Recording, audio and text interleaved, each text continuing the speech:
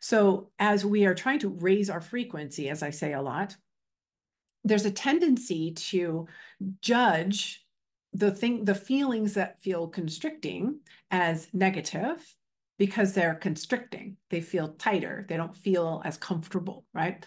So those constricting feelings get judged often as bad or undesirable. And then those that feel more expansive are judged as pleasurable and what we do want more of.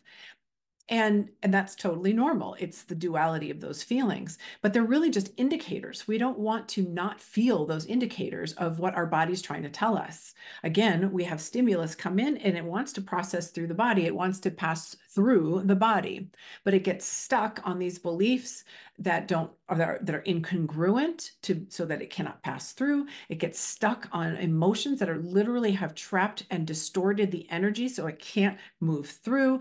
And these different blockages, although they can be stored all around the body, are caused by these distortions within the energy centers. The energy centers are not able to fully process these different energies that are trying to move through the body. So so that's the clearing that we do. That's the work we do.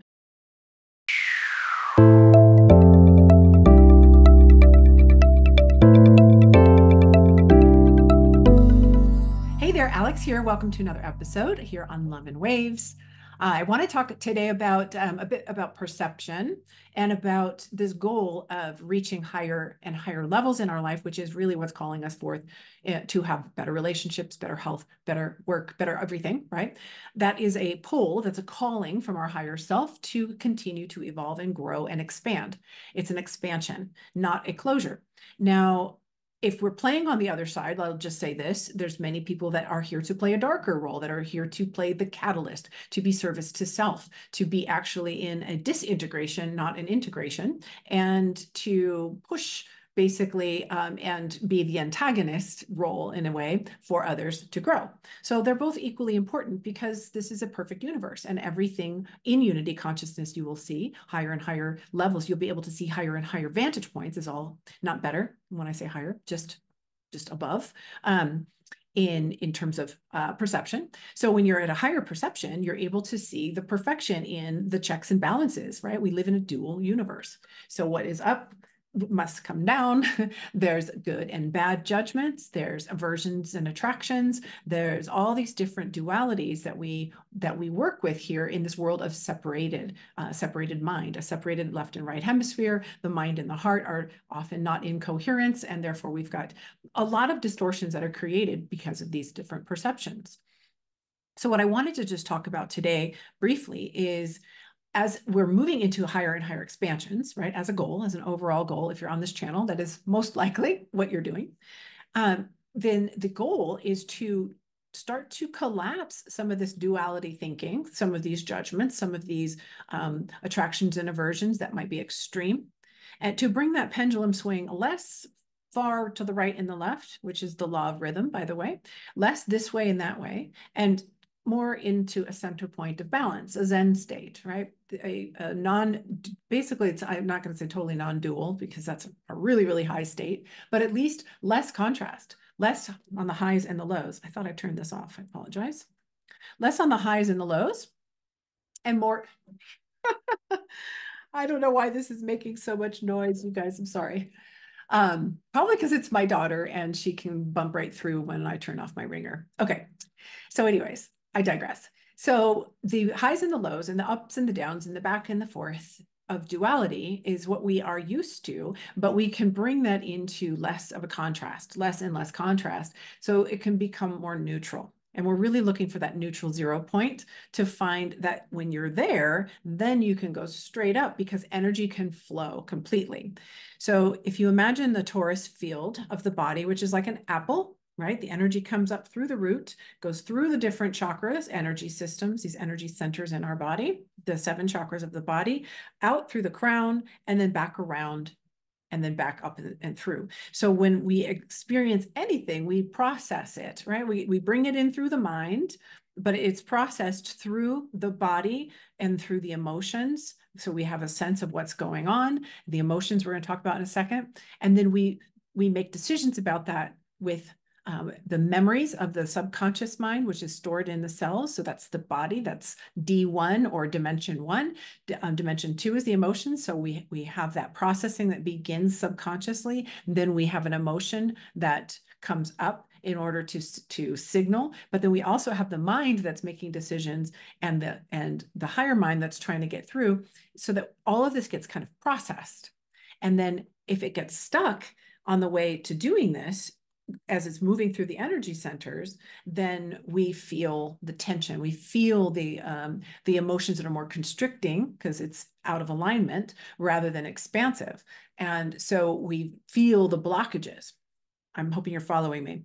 So as we are trying to raise our frequency, as I say a lot, there's a tendency to judge the feelings that feel constricting as negative because they're constricting. They feel tighter. They don't feel as comfortable, right? So those constricting feelings get judged often as bad or undesirable. And then those that feel more expansive are judged as pleasurable and what we do want more of.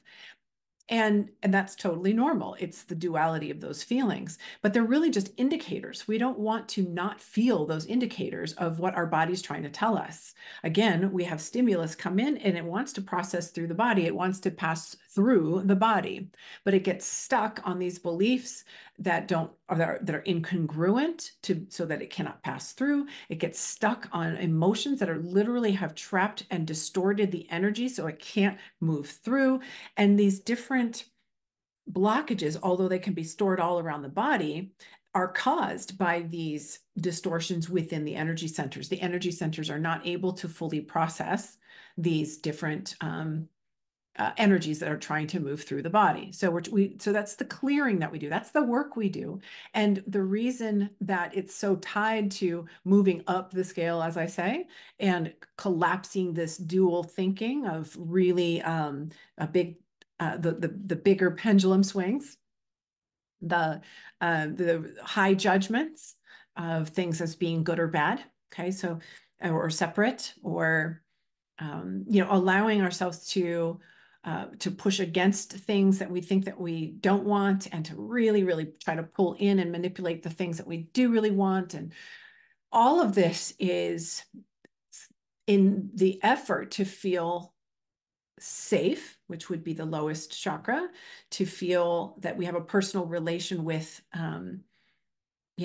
basically in that sacral chakra is our kind of our personal space and our creative space that we can work with things personally and accept. And then we move into more of an egoic place in the solar plexus and how this is manifest in the world and with other people. Okay, and those relationships with others. And then we move into the heart, where it's really getting into the relationships with others. So basically these blockages happen on the way up or through, and they're not passing through, and therefore we're manipulating our world around us in order to try to not feel the constriction and reach for the higher feelings. Okay, you might need to listen to that again, because that's kind of how we're processing things. Things come to us and we're judging it as good or bad, and then we're trying to create that the good stays and the bad goes away with everything we've got, which is just what we know, which is just in the mind. And if we're not using the heart and listening to the higher self, which knows even better what's in alignment for us and what's going to bring us closer to itself, to soul, if we're not working with that presence, then we're just working in the past and recreating it in the future. We're just keeping things as status quo because we think that's comfortable, because it feels controllable. And if I always have this feeling of lack, which is a fear of separation, basically, and I don't feel safe, then those lower emotions, lower meaning more constricting, slower oscillating emotions, are going to be rejected. We don't want those. And we're going to be wanting to move towards these others.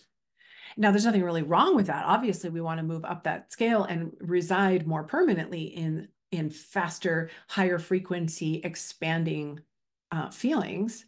So as you continue to work with letting go of the blockages that are keeping things from that are coming to you from passing through you. As you remove those things and more can pass through, which means there's more that can now be embodied in terms of your truth, the more that you practice presence, that you're not, projecting into the future with your anxieties and controlling the future and all of that manipulation of the future. You're not just living and ruminating in the past and all of the things that you're judging as right or wrong from the past. None of that. You're learning to be super present, super, super present, and accepting the moment as it is as best that you can, so that you can then allow for those distorted things that are no longer in alignment to come up and to feel and to release. Ask for the revelation if you need it, so you don't have to relive it again. Is there something that's unconscious in me that I need to understand? Please show me that in your right timing, right? Just a quick little request to your higher self, to God, universe, just that quick little request, and then move forward and get yourself into neutral again and reach for a higher, better feeling that's authentic for you. If that's what you're aiming for, at least a neutrality, so that you can allow yourself to come into that center now point. I say a better feeling. Again, that's a judgment, a more expansive feeling. First neutral and then expansive. Just look at it that way, right? You have more constricting feelings, there's more neutral feelings, and then there's expansive feelings. And there's really, really, really high states of universal, like just total blissy states as well. But that's really what we're looking at here. So I just want you to learn that the only way that you're going to be able to make this way up is to not even judge what it is that you're feeling. Because honestly, that's the ticket to your freedom anyway. That's the ticket to collapsing all of the separation, is to learn how to be in this now moment, truly in this now moment, and accept it. You don't have to love it, because that's a judgment, because we're looking at love as an emotion when we say that. Everything is love. Everything is love, and anything that's not love is not even real. It's just some sort of a distortion in front of it, in front of the experience of everything. There's either abundance or there's a sense of a lack, but that sense of a lack is a distortion, because there is no lack. It's kind of a mind tease, right? But honestly, we are learning to be in this present moment in order to feel the peace and the perfection of the present moment, which will slowly rise your experience of pass through, where everything can just pass through without resistance. All suffering is resistance. It's fighting with what is what resistance is and what suffering is. And so allowing what is to pass through is also going to allow for those distortions to float up and be seen, to be alchemized, to be transmuted. So, and then people in your life, all of these different types of people and relationships that you may have, are there to mirror to you other things, to catalyze, to reintegrate, to allow to pass through. And if they don't pass through, again, it will trigger the things that need to come out and pass through. So it's this presence and this active allowing things to come in, witnessing it, not judging or pushing away or making it good or bad, letting yourself feel whatever those feelings are, letting it move through, and imagining it passing through, creating more space for more of the truth to come through and be expressed through you. It's not about denying the body and the mind. It's about clearing and transmuting the distortions of the body and the mind in order to have this whole operating system of the body and the mind, the emotions and the mental body, the emotional body, the mental body, and the subconscious mind, to get those all working together and allowing soul, reconnecting with soul. That scale of consciousness, the lower the oscillation, the lower the feeling, the tighter, more constricting that feeling, the lower on that scale of consciousness, the more separation, the more distance you feel from your source, from God, from your higher self, from your soul, your oversoul, your higher self, all of that. Those higher oscillating aspects of you that are not in the seen world, they're in the spiritual, they're in the unseen. So it makes us what we are. And it filters all the way down through into the etheric body and then the body itself.